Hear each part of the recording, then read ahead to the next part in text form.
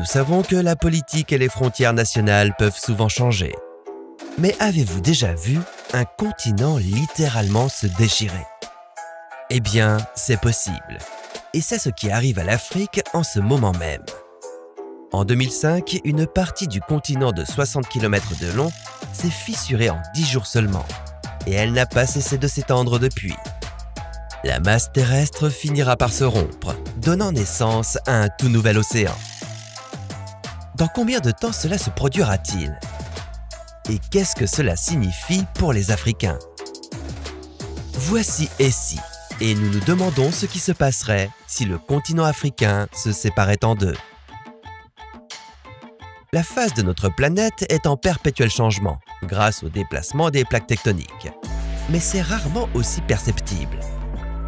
Depuis 2005, de nouvelles fissures se sont ouvertes dans plusieurs pays du continent africain, suscitant la peur au sein de leur population. Mais aussi effrayantes que ces fractures puissent paraître, les experts affirment qu'elles pourraient nous en apprendre beaucoup sur la façon dont notre monde s'est formé. Avez-vous déjà entendu parler du rift est-africain? La plupart des gens en Éthiopie n'en avaient pas entendu parler non plus, jusqu'à ce que le sol commence à se fissurer sous leurs pieds.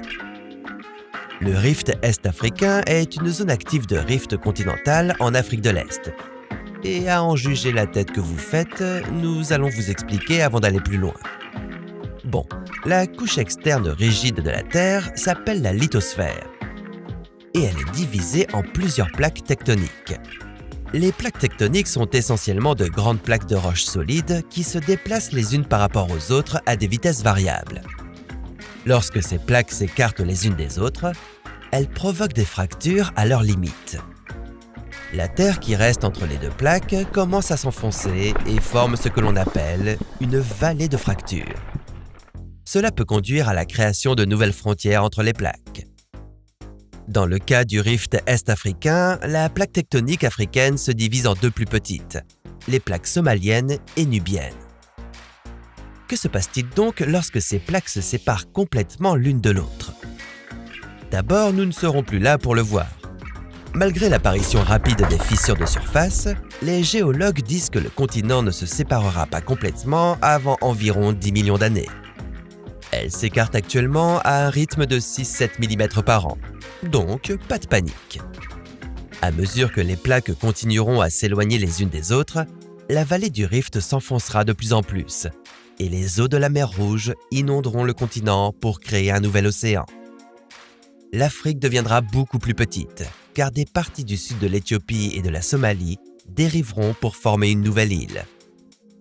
Mais en attendant, qu'est-ce que cela veut dire pour nous tous? Eh bien, les populations qui vivent le long de la brèche peuvent s'attendre à des perturbations, des fissures dans leurs routes et leurs villes, et l'émergence de vastes canyons là où il n'y en avait pas auparavant.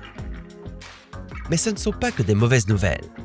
En fait, la plupart des géologues sont assez enthousiastes à l'idée d'étudier l'ensemble du processus. Ils pensent que cela peut conduire à des informations novatrices sur la façon dont la surface de la Terre est façonnée et sur le fonctionnement des tremblements de terre ou même des éruptions volcaniques. De toute façon, dans le futur, c'est l'ensemble de nos continents qui aura un aspect complètement différent. Mais ça, c'est un sujet pour un autre. Et si vous avez aimé cette vidéo, donnez-lui un coup de pouce bleu. Et n'oubliez pas de vous abonner à notre chaîne pour recevoir chaque semaine le meilleur de Essie.